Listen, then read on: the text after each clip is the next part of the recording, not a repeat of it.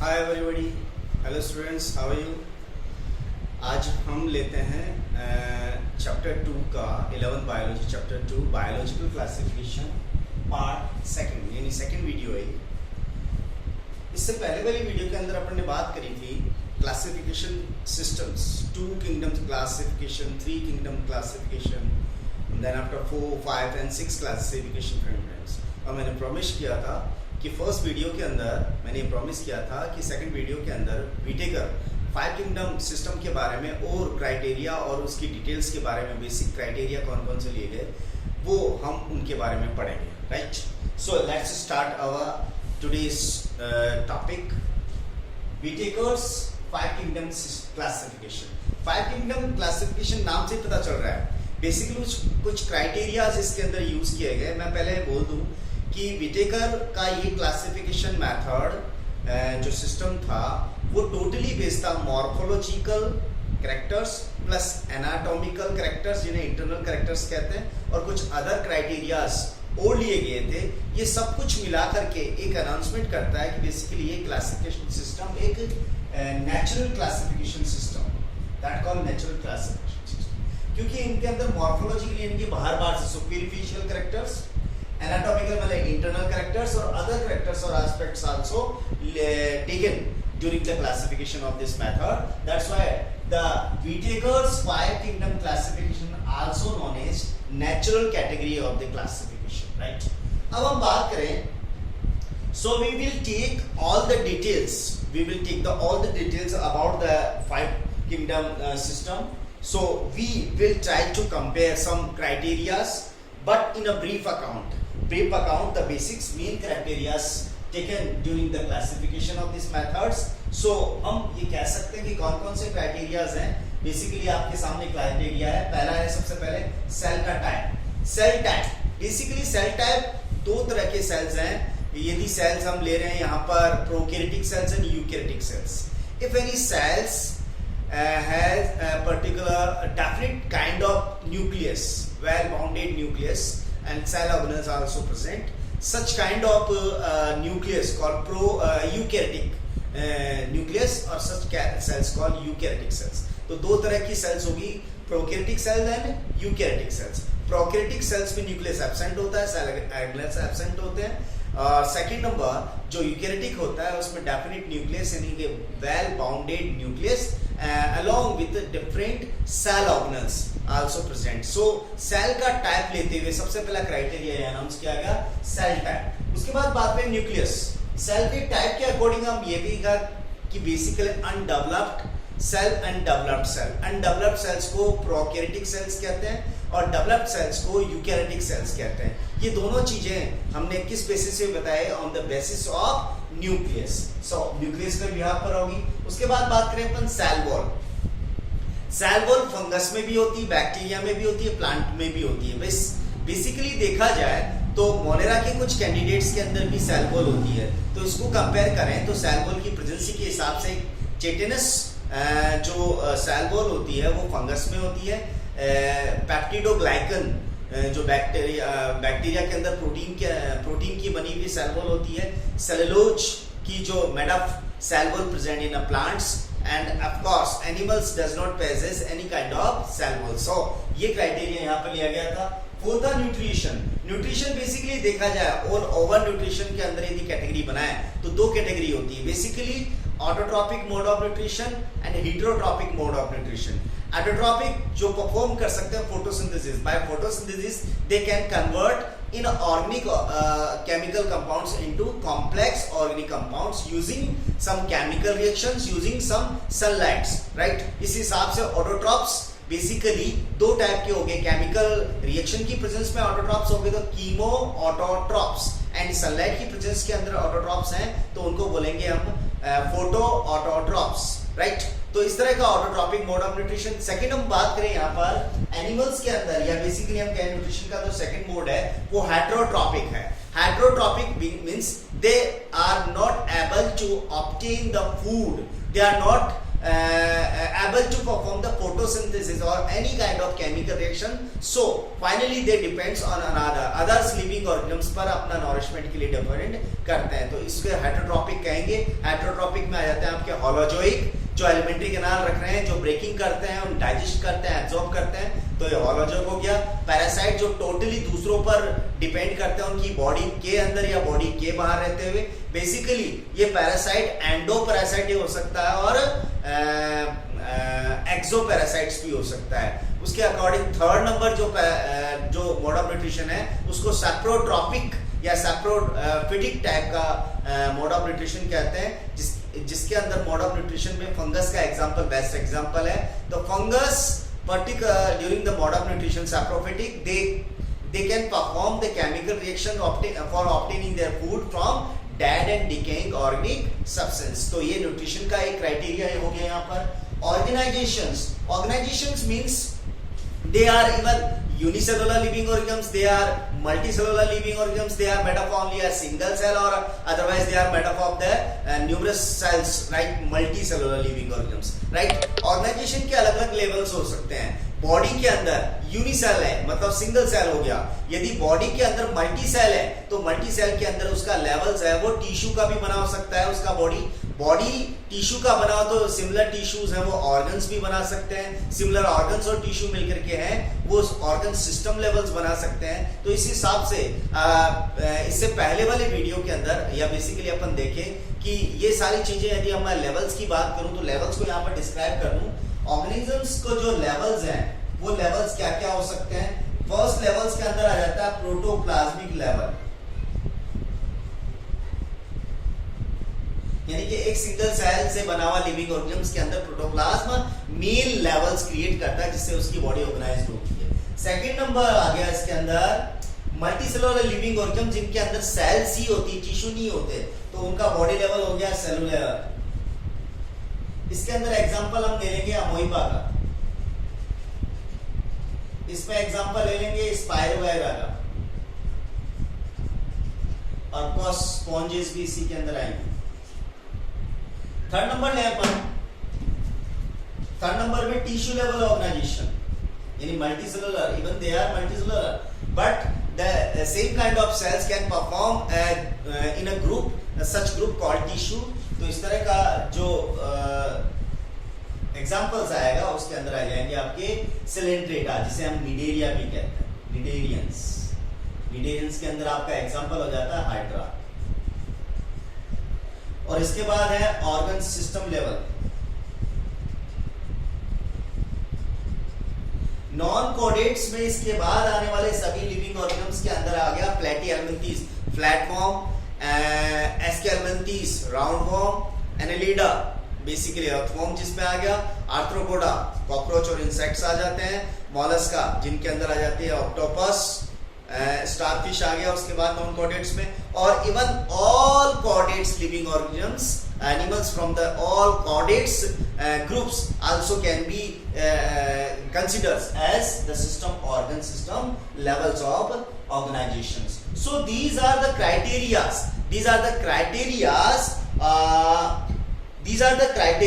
on which the five kingdom system was given. इस तरह से जो क्राइटेरियाज दिए गए वो एक तरह से in criteria, in five kingdom system के अंदर जो क्राइटेरियाज थे ये बेसिक क्राइटेरियाज हैं जिनके बिहाफ पर विटेकर ने ये चीज क्लासिफाइड करी थी. अब अपन नेक्स्ट बात करते हैं कि इनका डेमोन्स्ट्रेटिव फॉर्म क्या है, क्राइटेरिया के अंदर कौन कौन से पॉइंट आते हैं.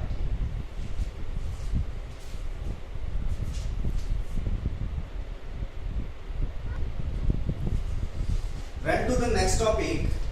डिफरेंट क्राइटेरियाज को हम लोअर से हायर कैटेगरीज की तरफ लें तो सबसे पहले आएगा complexity of the cells. Complexity of the cells की बात करें तो कॉम्प्लेक्सिटी के हिसाब से यहाँ पर दो कैटेगरीज को हम डिवाइड कर सकते हैं. Particular types of cells. We can say the particular types of cells are prokaryotic sales.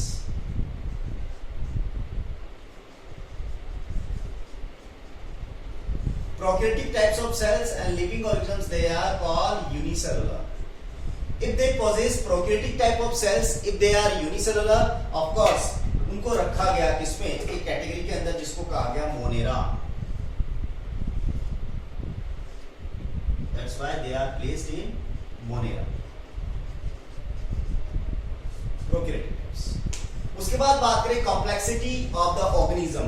Complexity of organism, they are unicellular, right? Of course they are unicellular, but their complexity is basically our complexity, they are unicellular, of course they are unicellular, and their complexity is eukaryotic, they possess eukaryotic types of cells, यानी कि उनकी sales के अंदर एक defined nucleus होता है। उसके according जो लिविंग ऑर्गेनिज्म्स प्लेस किए गए, इस तरह के सभी लिविंग ऑर्गेनिज्म्स को रखा गया प्रोटिस्टा, प्रोटिस्टा, PROTIST, प्रोटिस्टा। ठीक है। उसके बाद बात करें जितने भी लिविंग ऑर्गेनिज्म्स हैं, मोड ऑफ न्यूट्रिशन की बात करें, मल्टी सेलुलर, जितने भी लिविंग ऑर्गेनिज्म्स हैं वो मल्टी सेलुलर है। जिनकी कॉम्प्लेक्सिटी की बात करें तो वो सारे के सारे यूकैरियोटिक हैं। But according to mode of nutrition, three different kingdoms are divided. तीन अलग अलग kingdoms को divide किया गया है यहाँ पर। इस हिसाब से तीन अलग अलग divisions को divide किया गया, categories को divide किया गया है यहाँ पर। Basically यदि इन categories को बात की जाए तो ये पहली categories जो आई वो आई saprophytic मोड ऑफ न्यूट्रिशन, क्योंकि वो अपना फूड ऑब्टेन करते हैं डेड एंड डिकेइंग से। सेकंड नंबर ऑटोट्रॉपिक, वो फोटोसिंथेसिस के थ्रू अपना मोड ऑफ न्यूट्रिशन करते हैं। Third number heterotrophic,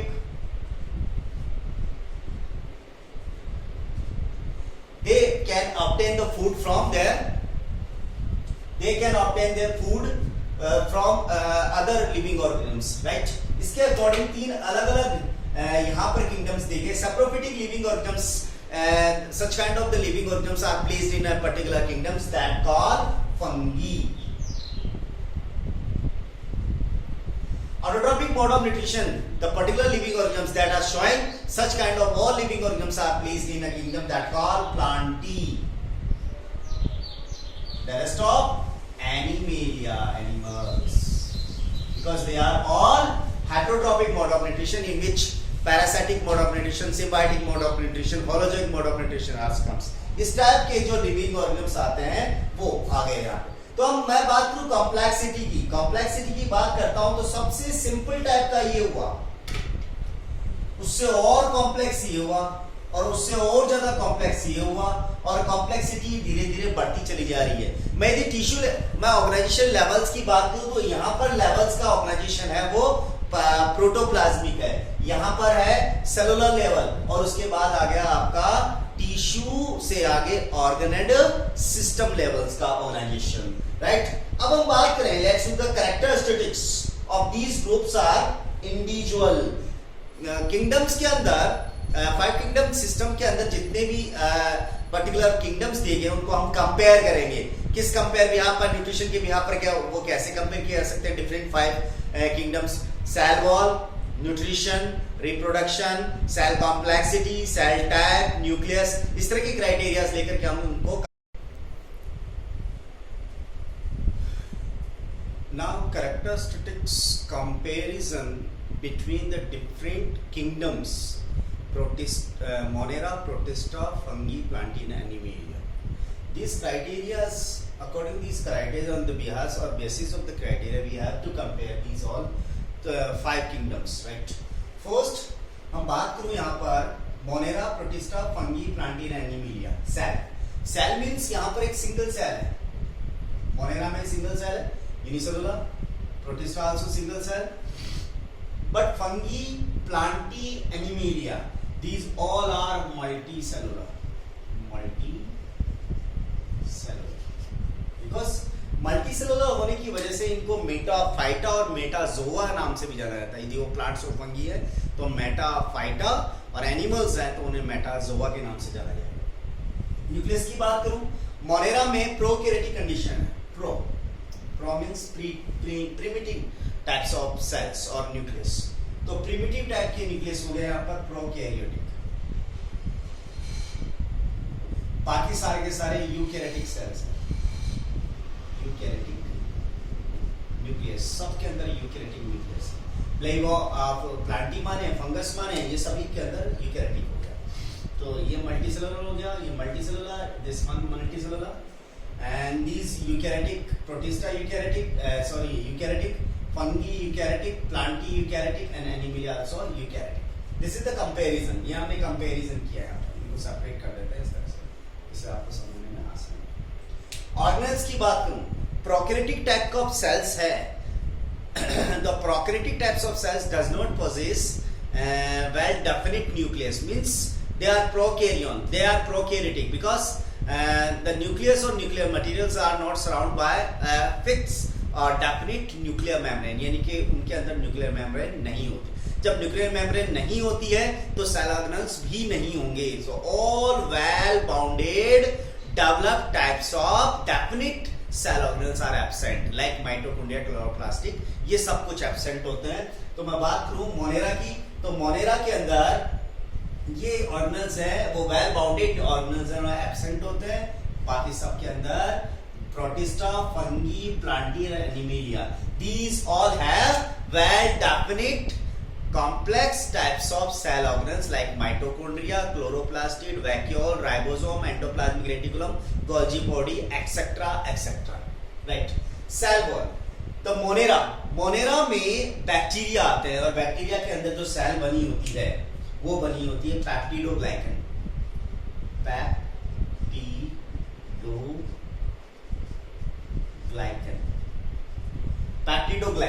right? And protista, in protista some organism possess cell wall, कुछ एक ऑर्गेनिजम्स के अंदर ही ये होती है, बाकी में एब्सेंट होती है। तो some have सेल, कुछ एक में सेल वॉल होती है। फंगस में सेल सबके अंदर होती है, all possess cell wall and cell wall is made up of chitinous. So chitinous नहीं, chitins, CHIN, chitin cell wall. Plantae के अंदर होती है cellulose cell wall, but animals के अंदर सेल वॉल एब्सेंट होती है। कंपैरिजन सेल वॉल को लेके हो गया। न्यूट्रिशन की बात करो तो न्यूट्रिशन के अंदर मोनेरा के अंदर न्यूट्रिशन आ जाता है आपका, ऑटोट्रॉप भी आ जाता है इसके अंदर, हेटेरोट्रॉप भी आ जाएगा इसके अंदर, ऑटोट्रॉप, हेटेरोट्रॉप्स और सैप्रोफिटिक ये भी आ जाएगा। एक तरह से देखा जाए तो all types of mode of nutrition we can see in Monera. तो मोनेरा में हम सभी टाइप के जो मोड ऑफ न्यूट्रिशन है वो दिख सकते हैं। ऑटोट्रॉप्स एज यूजुअल इसके अंदर भी है, हेटेरोट्रॉप्स प्रोटिस्टा के अंदर है, वो ऑटोट्रॉपिक भी है, हेटेरोट्रॉपिक भी है, सैप्रोफिटिक भी है, बट सबसे इंपॉर्टेंट बात यहाँ पर पैरासाइटिक भी है। तो एडिशनल पैरासाइटिक, ये सब कुछ all types of nutrition, mode of nutrition we can see. Of course, fungi possess only one single type of mode of nutrition, that is saprophytic.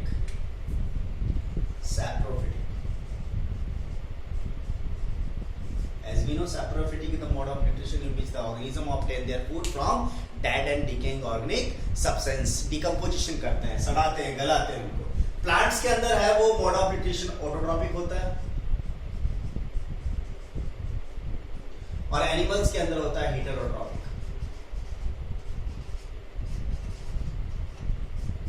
इस तरह से डिफरेंट जो किंगडम्स हैं उन डिफरेंट किंगडम्स के अंदर हमने कंपैरिजन किया, उसकी सेल को लेकर के, उसके न्यूक्लियस को लेकर के, उसके सेल ऑर्गेनल्स को लेकर के, उनमें मोड ऑफ न्यूट्रिशन को लेते हुए और बेसिकली उनके अंदर ऑर्गेनल्स और ये सभी कंपैरिजन करते हुए अपने किया। तो बेसिकली आज के लिए इतना ही। नेक्स्ट वीडियो के अंदर हम पार्ट 3 के अंदर मोनेरा किंगडम के अंदर पढ़ेंगे, क्योंकि one by one we have to take now one by one kingdoms like Monera, then after Protista, fungi, फिर उसके बाद प्लांटिफेरा Animalia. So next video will be devoted to the Monera, and in Monera we will take bacteria. First of bacteria structure, bacteria mode of nutrition, bacteria reproduction. These all kinds of varieties of structures or details we will take in. Till up, keep your revision on. हमेशा regular revision करते रहे. Bye.